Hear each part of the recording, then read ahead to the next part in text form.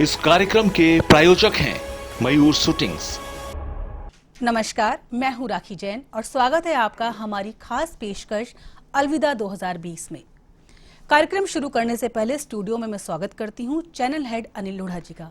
अनिल जी, स्वागत है आपका स्टूडियो में। साल 2020 जाने को है और अगर हम इस साल की तरफ पलट कर देखते हैं तो हमें सिवाय कोरोना वायरस से फैली महामारी के अलावा कुछ नहीं दिखाई देगा। हम कहीं किसी देश को उससे जूझते देखते हैं तो किसी को उसके संकट से उबरते। कोई वैक्सीन की घोषणा करता है तो कई इसके शोध में लगे हैं। किसी ने लॉकडाउन लगाया तो किसी ने अपनी आर्थिक गतिविधियों को शुरू किया। हर तरफ बस कोरोना ही कोरोना। वहीं इस बीच कुछ देश ऐसे भी थे जहां से सत्ताएं बदलने और धार्मिक नस्लीय हिंसा की खबरें भी आईं। हमारी खास पेशकश अलविदा 2020 में हम आपसे 3 भागों में बात करेंगे: दुनिया, देश और राजस्थान। सबसे पहले बात दुनिया की। कैसा रहा साल 2020 दुनिया के लिए?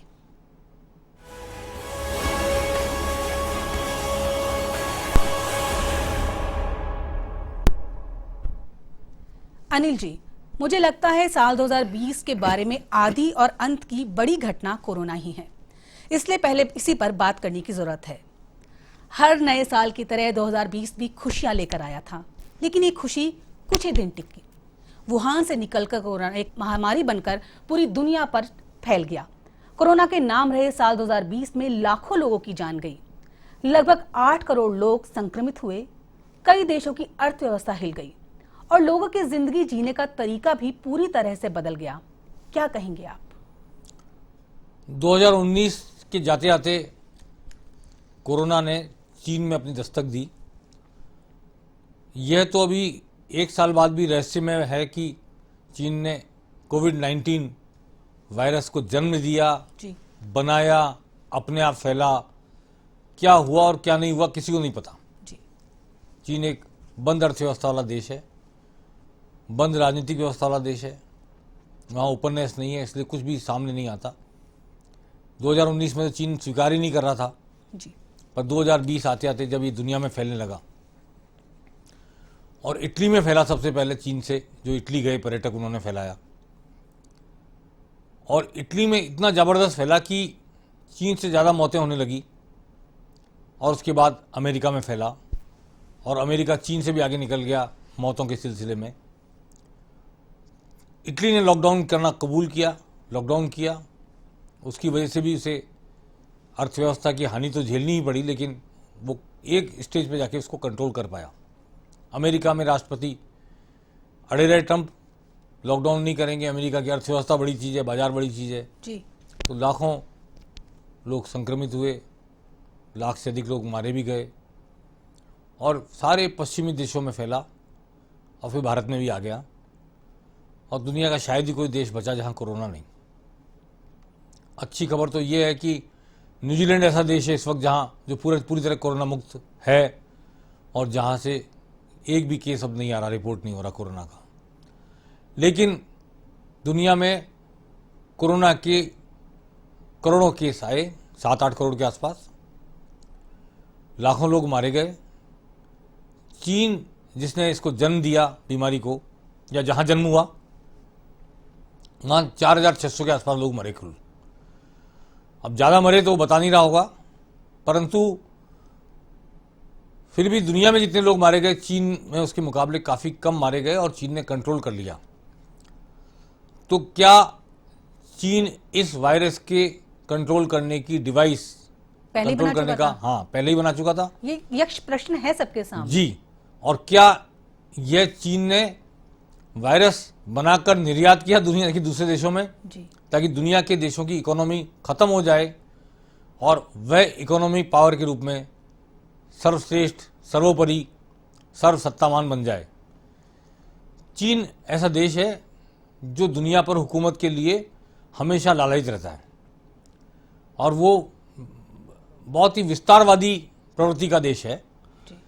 इसलिए ये कोई रासायनिक क्रिया के द्वारा पैदा किया गया वायरस था, प्राकृतिक रूप से पैदा हुआ वायरस है, मैन मेड है, क्या है, इस पर अभी भी सवाल निशान है। पूरा 1 साल दुनिया को इसको भुगतते हुए हो गया। 2020 कोविड-19 के नाम लिखा गया, कोरोना बीमारी के नाम लिखा गया दुनिया भर की अर्थव्यवस्थाएं ढह गई, कई देशों में लॉकडाउन लगा, लॉकडाउन खुला, फिर लॉकडाउन लगा, फिर लॉकडाउन खुला, फिर लॉकडाउन लगा। लोगों के मरने का सिलसिला थम नहीं रहा, लोगों के रोजगार जाने का सिलसिला थम नहीं रहा, लोगों के बीमार पड़ने का सिलसिला थम नहीं रहा। जी। और आज जब हम 2020 को विदा दे रहे हैं और 2021 को के स्वागत के लिए देहरी पर खड़े हैं, तो इस उम्मीद के साथ खड़े हैं कि शायद 2021 वो खबर लेके आए कि कोरोना दुनिया से विदा हो गया। लेकिन ये इस बात को कहने का आत्मविश्वास किसी के भी पास नहीं है। उन देशों के पास भी नहीं है जिन्होंने इसके टीके बना लिए, वैक्सीन बना लिए। फाइजर कंपनी का, मॉडर्ना कंपनी का भारत में बन रहा है वैक्सीन, ऑक्सफोर्ड का वैक्सीन हम भी अपने देश में लगाने की शुरुआत कर चुके हैं ट्रायल पर। लेकिन 2020 की शुरू में जो कोरोना आया, 2020 में वो गया नहीं अंत में, और उसका दंश आज भी मौजूद है। और सबसे बुरी खबर दुनिया के लिए ये है कि ये नए स्ट्रेन के साथ कोरोना का जो वायरस है कोविड-19, उसने अपना शेप बदल दिया है। जी। और हर बार जब वो रिप्लिकेट होता है तो कोई भी वायरस, जैसे आदमी की संतान आदमी जैसी होती है लेकिन वैसी की वैसी नहीं होती पूरी तरह, ऐसे ही हाँ कुछ चेंज होता है। तो वैसे वायरस में भी चेंज आ गया, नया स्ट्रेन आया है। और इंग्लैंड में तो नया स्ट्रेन आया है, कुछ और देशों में भी नया स्ट्रेन आ गया है, फैल गया है। और एक देश में तो और भी इससे भी अलग तरह का नया स्ट्रेन हो गया है। सबसे बड़ी बात है इसकी जो फैलने की शक्ति है वो 70 गुना, 60 गुना, कहीं 80 गुना, बहुत ज्यादा फैलने की जो क्षमता है। गुना नहीं, 70% ज्यादा बता रहे हैं जी। 70% ज्यादा है। अच्छा। यानी 100% वो फैलता था, 1 के 2 होते थे तो 1 के 15 हो रहे हैं। ओके। मतलब ये है इसका मतलब, ये देशी भाषा में कहा जाए तो जी। तो 70% ज्यादा है फैलने की क्षमता, लेकिन मारक क्षमता कम बता रहे हैं। लेकिन अभी बहुत ज्यादा स्टडी नहीं हो पाई है। और एक और देश में नया स्ट्रेन और मिला है, तो वो इससे भी अलग है जी। तो वो कितना मारक होगा इसका पता अब चलेगा 2021 में। तो 2020 पूरी दुनिया को अभिशप्त कर गया कोविड-19 से, कोरोना की बीमारी से। मानव सभ्यता के इतिहास में ऐसी कई महामारियां आई, डेंगू आया, काला ज्वर आया और कई सारी बीमारियां आती रही हैं। इबोला आया, हाँ, मतलब कई चीजें आती रही। हाँ, चेचक भी एक बार महामारी थी जी, तपेदिक भी महामारी थी। अनिल जी, मैं आपसे कहना चाहूंगी, ये शायद ऐसा पहला मौका था जब एक देश दूसरे से कट गया, सारे रास्ते बंद हो गए, चाहे उड़ानों की बात करें, चाहे रेल की बात करें, जो जहां था वहीं थम गया। शायद ये मौका तो, मतलब ऐसा तो पहली बार ही हुआ। देखिए, जो बीमारी सांस से ट्रांसमिट हो रही, जो बीमारी हाथ छूने से ट्रांसमिट हो रही, और जो बीमारी आपने जिस जगह हाथ लगाया वहां दूसरे का हाथ लग गया तो ट्रांसमिट हो रही जी, ठीक है ना। इसलिए अब आप हाथ भी नहीं मिला सकते। हम लोग क्यों खुश होते हैं कि भारतीय पद्धति हाथ जोड़ना सब सीख गई पूरी दुनिया जी।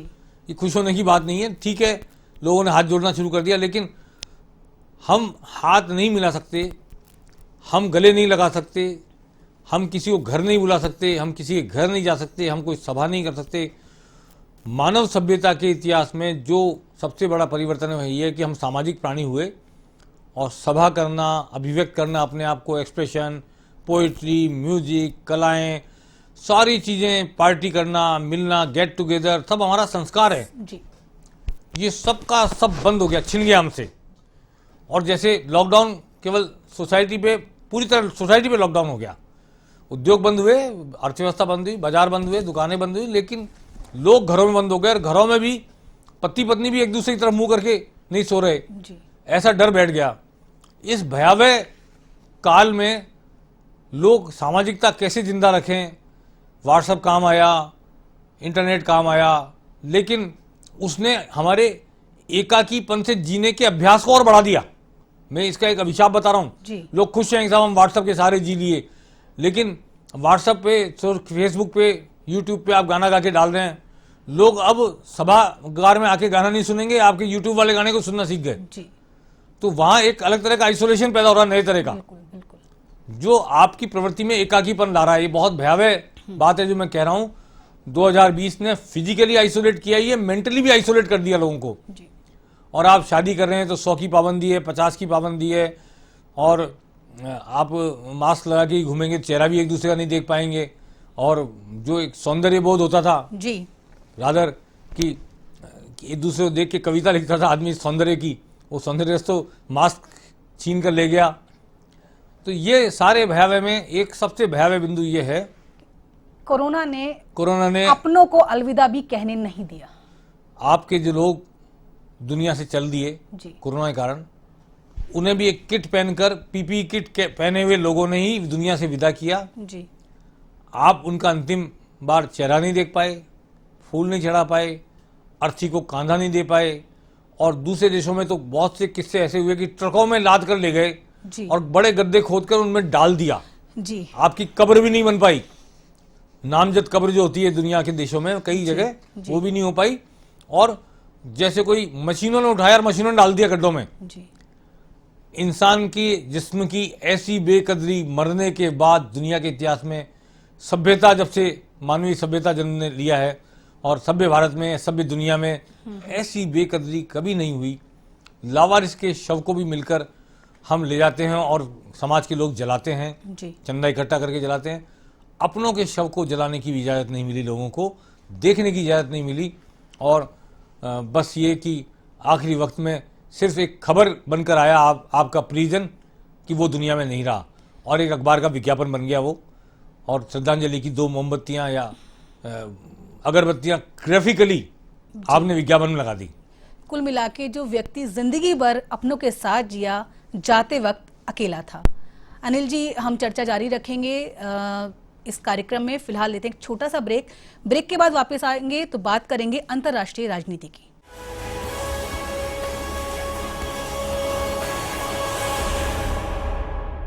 ब्रेक के बाद आपका स्वागत है। हम बात कर रहे हैं कैसा रहा साल 2020 दुनिया के लिए, और अब बात करते हैं अंतर्राष्ट्रीय राजनीति की। साल 2020 में अमेरिकी राष्ट्रपति चुनाव में डेमोक्रेटिक पार्टी के उम्मीदवार जो बाइडेन ने 7 नवंबर को रिपब्लिकन पार्टी के अपने प्रतिद्वंदी डोनाल्ड ट्रंप को कड़े मुकाबले में हरा दिया। वहीं भारतवंशी सेनेटर कमला हैरिस अमेरिका में उपराष्ट्रपति पद के लिए निर्वाचित हुई हैं। जापान के प्रधानमंत्री शिंजो आबे ने स्वास्थ्य कारणों से अपने पद से इस्तीफा दे दिया। इसके बाद जापान की संसद में 16 सितंबर को हुए मतदान में योशिहिदे सुगा को औपचारिक तौर पर नया प्रधानमंत्री चुना गया है। नेपाल में राजनीतिक उथल-पुथल का लंबा इतिहास रहा है और एक बार फिर नेपाल में संसद भंग कर दी गई है। ये साल भारत नेपाल संबंधों में तल्खी के लिए भी याद किया जाएगा।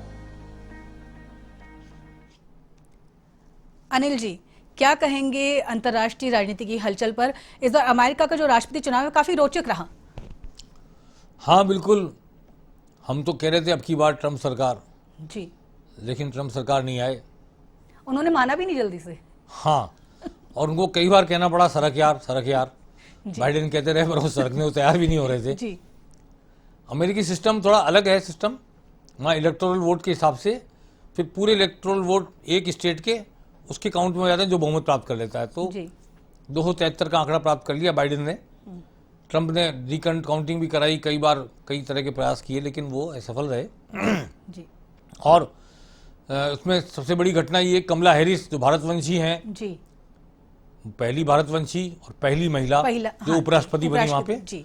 और श्वेत बनी, और इसको लेकर भी दुनिया में कई तरह के कौतूहल और जिज्ञासापूर्ण बातें हैं। और अमेरिकी सोसाइटी एक करवट बदल रही है, अमेरिकी सोसाइटी का माइंडसेट चेंज हो रहा है, ये बात इससे पता लगती है। और अमेरिका जो दुनिया में डोमिनेंस के लिए जाना जाता था, अब उसकी डोमिनेंस सबको एक्सेप्टेबल हो ऐसा नहीं रह गया है। इसलिए ट्रंप तो चले गए, हमने ट्रंप के साथ हाथ मिलाया, हमने ट्रंप के साथ रैली की, हमने ट्रंप के साथ सब किया। अब जो बाइडेन, मैं समझता हूँ अमेरिकी जो कल्चर है डेमोक्रेटिक कल्चर जी, उसमें प्रतिशोध और प्रतिद्वंदिता के लिए ज़्यादा स्थान नहीं है जी। और ऐसा नहीं कि ट्रंप ने भारत से दोस्ती रखी तो बाइडेन दुश्मनी रखेंगे जी। अमेरिका ऐसा देश है जहाँ की सरकार और जहाँ का नागरिक हर वक्त अमेरिकी हितों की चिंता करते रहते हैं, और अमेरिकी हित भारत के साथ हाथ मिलाने में होंगे जी। तो बाइडेन कभी नहीं सोचेंगे कि ट्रंप ने हाथ मिला रखा था तो मैं ना मिलाऊं। इसलिए भारत को नाउम्मीद नहीं होना है, बाइडेन भी भारत के साथ वैसे ही बने रहेंगे, ऐसी उम्मीद की जा रही है, और अमेरिका भी भारत के साथ वैसे ही बना रहेगा। जी। लेकिन दुनिया की बड़ी घटना है ट्रंप का जाना, और ट्रंप ने जिस तरह अपना शासन चलाया और उनकी बहुत सारी बातें विवादास्पद रहीं। बाइडेन थोड़े संजीदा व्यक्ति माने जाते हैं, उम्मीद करते हैं कि दुनिया को नेतृत्व देने में बाइडेन ज़्यादा बड़े कारगर व्यक्ति साबित होंगे। और जापान से शिंजो आबे का भी जाना। जी हाँ, वो भी एक हमारे भारत के प्रमुख मित्र और भारत के प्रधानमंत्री के प्रमुख मित्र। जी। लेकिन दुनिया के देशों के खासतौर पर जहाँ लोकतंत्र है, वहाँ के नायकों को सीखना चाहिए कि उनको कोलाइटिस हो गया, उनको बीमारी हो गई लीवर की, हाथों की, उन्होंने तुरंत प्रभाव से स्वीकार किया पब्लिकली। हमारे यहाँ तो आदमी कब्र में पांव पहुंच जाए जब तक राजनीति पे अपना पद नहीं छोड़ता। जी। उन्होंने कहा कि मैं अब अपने पद के साथ, अपनी जिम्मेदारियों के साथ न्याय नहीं कर पा रहा हूँ, देश को वो नहीं दे पा रहा हूँ जिसकी देश को मेरे से अपेक्षा है। मेरी बीमारी है, उसका इलाज हो रहा है और उसके लिए मुझे अपने शरीर पर ध्यान देने की आवश्यकता है, इसलिए देश पर ध्यान नहीं दे पाऊंगा, मैं पद से हट रहा हूँ। ये बहुत बड़ी बात है। दुनिया में लोकतांत्रिक देशों के नायकों को सीखना चाहिए कि किस तरह जब व्यक्तिगत जीवन में कोई ऐसी बाधा आती है जो आपको सार्वजनिक जीवन की जिम्मेदारियों को निभाने में रोड़ा अटकाती हैं, बाधा पैदा करती हैं, आपका समय, आपकी ऊर्जा, आपका ध्यान बांट लेती हैं। ऐसे में आप देश के साथ न्याय कैसे कर सकते हो, अपने साथ भी न्याय कैसे कर सकते हो। ये शिंजो आबे का इस्तीफा इसका एक बड़ा उदाहरण है और हमें इस बात को नमन करना चाहिए कि दुनिया के डेमोक्रेसी के इतिहास में शायद ऐसे कम उदाहरण मिलेंगे कि आदमी पूर्ण बहुमत होते हुए, किसी विवाद के नहीं होते हुए, अपने निजी कारण से इस्तीफा देकर चल दे। अनिल जी, नेपाल में भी इस बार राजनीतिक अस्थिरता बहुत ज्यादा दिखाई दी। उसका प्रमुख कारण है वहां की जो कम्युनिस्ट पार्टी सत्ता में उसका आंतरिक झगड़ा। ओली का प्रचंड से झगड़ा है। चीन उसमें अपना हस्तक्षेप बरकरार रखना चाहता है नेपाल में, और वो नेपाल को भारत विरोधी देश के रूप में खड़ा करना चाहता है, खड़ा रखना चाहता है। बल्कि भारत ने भी डिप्लोमेटिक इंटरवेंट किया, काफ़ी यहाँ से एनएसए गए, वहाँ पर विदेश मंत्री ने बात की, सब ने बात की। लेकिन अभी हम सब असमंजस में हैं कि नई लोकसभा चुनी जाएगी या वहाँ भी एक कोर्ट में इसको चुनौती दी गई है, वहाँ क्या होगा। लेकिन नेपाल की अस्थिरता भारत के लिए घातक है। नेपाल में स्थिरता होनी चाहिए और भारत को मित्र देश मानने वाली, भारत को अभिभावक मानने वाली संस्कृति बनी रहनी चाहिए। नहीं तो किसी भी दिन चीन नेपाल पर कब्जा करेगा या नेपाल के जरिए नेपाल के कंधे बंदूक रखकर हमारे खिलाफ चलाएगा। इसके लिए बहुत सावधानी की और भारत सरकार को बहुत डिप्लोमेटिक रूप से प्ले करने की जरूरत है। जी अनिल जी, नेपाल से जो हमारे संबंध हैं वो भी थोड़े तल्खी वाले रहे चीन के उकसावे के कारण। वो चीन की वजह है। चीन शांति नहीं चाहता इस इलाके में, भारत को दुनिया की ताकत नहीं बनने देना चाहता। उसको और कुछ नहीं है, 200-400 किलोमीटर जमीन लेने, इधर से उधर कर दे, वो उसके सैनिक आ गए भारत में, कुछ कर गए। उसका परेशान करने का मंतव्य यही है कि वो भारत को सता के रखना चाहता है, परेशान रखना चाहता है, ताकि भारत एक दुनिया की ताकत नहीं बने, वर्ल्ड पावर नहीं बने। जी चलिए, ये बात हुई अंतर्राष्ट्रीय राजनीति की। अब बात करते हैं विश्व में हुई हिंसक घटनाओं की। सबसे पहली घटना 3 जनवरी 2020 को हुई। इसमें इराक में बगदाद हवाई अड्डे पर अमेरिकी हवाई हमले में कासिम सुलेमानी की हत्या कर दी गई। अमेरिका ने उन्हें और उनकी कुद्स फोर्स को सैकड़ों अमेरिकी नागरिकों की मौत का जिम्मेदार करार देते हुए आतंकवादी घोषित किया हुआ था। अमेरिका में जॉर्ज फ्लॉयड की मौत के साथ ही पुलिस की क्रूरता को लेकर काफी चर्चा हुई। जॉर्ज की मौत से लोग आक्रोशित हो गए और रंगभेद की बात पर शहर में बवाल शुरू हो गया। कई दिनों तक होने वाली हिंसा में कम से कम 54 लोगों की मौत हो गई थी और शहर को $1 बिलियन का नुकसान झेलना पड़ा था। फ्रांस की शार्ली हेब्दो पत्रिका ने फिर कार्टून छाप दिया, जिससे एक बार फिर हिंसा भड़क गई। बेरूत के बंदरगाह पर 4 अगस्त को दुर्घटनावश करीब 2750 टन अमोनिया नाइट्रेट अपर्याप्त तरीके की रखने की वजह से जबरदस्त धमाके में तब्दील हो गया। इसमें करीब 190 लोग मारे गए और 6000 से लोग ज्यादा घायल हुए। इस साल 2020 में आर्मेनिया और अजरबैजान की जंग चर्चा में रही। 1 महीने के इस युद्ध में 5000 लोगों की मौत हुई। अमेरिका की पहल पर आर्मेनिया और अजरबैजान के बीच संघर्ष विराम हुआ है। वहीं इस साल अमेरिका, ऑस्ट्रिया, ब्राजील और प्राग्वे की जंगलों में लगी आग से अरबों जानवर जलकर मारे गए। अनिल जी, कोरोना था, उसके बावजूद हिंसक घटनाएं विश्व में कई जगह हुई हैं। अभी हमने देखा भी। किस घटना को सबसे ज्यादा आप याद करेंगे? देखिए, जो कासिम सुलेमानी की हत्या हुई है जी, अमेरिका के द्वारा, अमेरिका चाहे जो कहे, लेकिन किसी एक देश के सैन्य कमांडर को उसके देश में घुसकर मारना जी, एक सोवरेनिटी ऑफ पावर, संप्रभुता का सिद्धांत होता है राष्ट्र के लिए, जी, और जो देश डेमोक्रेसी का बड़ा उदाहरण है दुनिया के लिए, उसको तो इस सिद्धांत को मानना चाहिए। जी, ईरान के बेस पे जाकर ईरान के कमांडर की हत्या की, हमला करके, जी, ये न सिर्फ हत्या का मामला है बल्कि ईरान की सोवरेनिटी का उल्लंघन भी है। जी, आप वो कोई योजना बना रहा था हमला करने की, आतंकवाद फैलाने की, क्या बना रहा था क्या नहीं बना, इसका प्रमाण किसको देंगे और कौन प्रमाण लेगा अमेरिका से? जी, लेकिन ये खुलेआम सरेआम जाकर उसने हत्या की और ये दुनिया को बता दिया कि उसका निशाना कितना अचूक है कि वो हवाई जहाज से उतरे, अपनी गाड़ी में बैठे और उसी गाड़ी को पर्टिकुलर उड़ा दिया ड्रोन हमले से। ये अमेरिका की ताकत का एहसास तो अमेरिका ने करा दिया। लेकिन मैं एक राजनीतिक शास्त्र के स्टूडेंट के नाते ये कहना चाहता हूं कि सोवरेनिटी के सिद्धांत का तो उल्लंघन है जी, और किसी देश के कमांडर को, सेना कमांडर को, जो सबसे इंपॉर्टेंट व्यक्ति था उस देश की सेना के हिसाब से, खुफिया का चेयर पुलिस का अध्यक्ष था, उसको मारना। और ये ईरान ने ठीक है रिटेलिएट करने की कोशिश की, फिर वो दुनिया को लगा एक बार कहीं कोई बड़ा वार नहीं छिड़ जाए, लेकिन वो सब कुछ सेटल डाउन हो गया। परंतु ये घटना अभिनंदनीय नहीं है, जी, इसको स्वीकार्य नहीं किया जा सकता, स्वीकार्यता नहीं है इसकी दुनिया में, भले वो अमेरिका ने की हो, मेरी दृष्टि में। जी, जहाँ तक फ्लाइट की हत्या जी, पुलिस अधिकारी ने गला दबा के की, गले पे पैर रख के, बिल्कुल, जब वो स्वेच्छा से अरेस्ट हो गया था जी, और वो चिल्ला रहा था कि मेरी सांस घुट रही, फिर भी उसको मार डाला गया। बिल्कुल, इस पर जो अमेरिका में हिंसा हुई है, नस्ली हिंसा, जी, अमेरिकी सोसाइटी सिर्फ सफेद गोरी चमड़ी के लोगों की सोसाइटी नहीं है, जी, और सबसे बड़ी बात है गोरी चमड़ी के लोग भी काली चमड़ी के लोगों के साथ सॉलिडरिटी व्यक्त करने में पीछे नहीं रहते, क्योंकि माइंडसेट ऐसा है उनका, जी, वो मानवीय मूल्यों को प्रमुखता देने वाला देश है।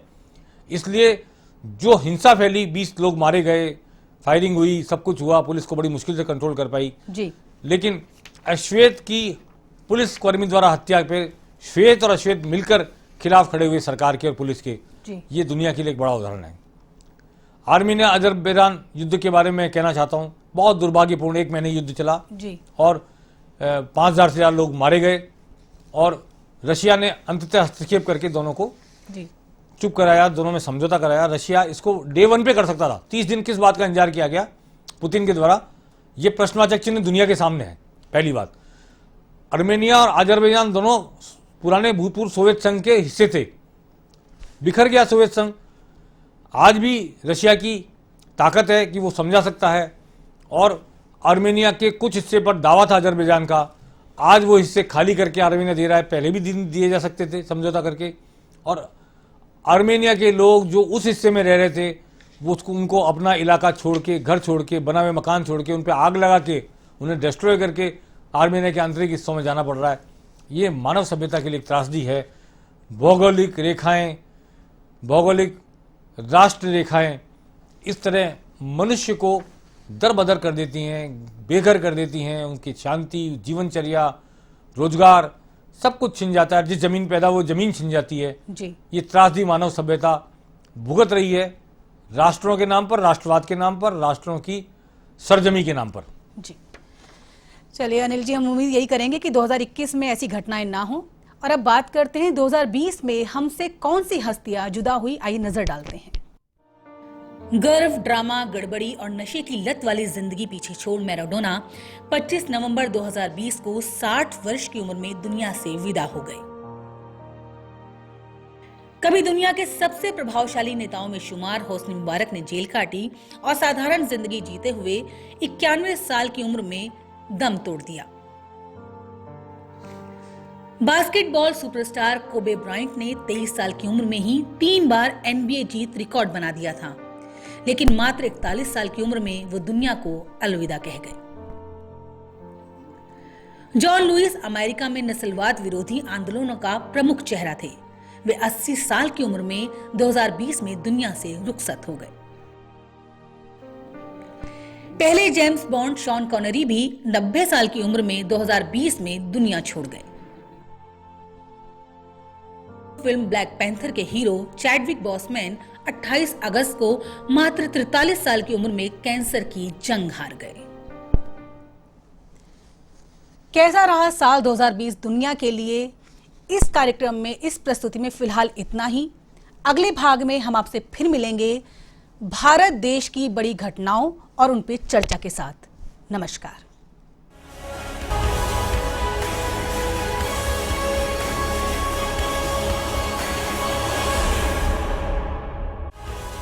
इस कार्यक्रम के प्रायोजक हैं मयूर शूटिंग्स।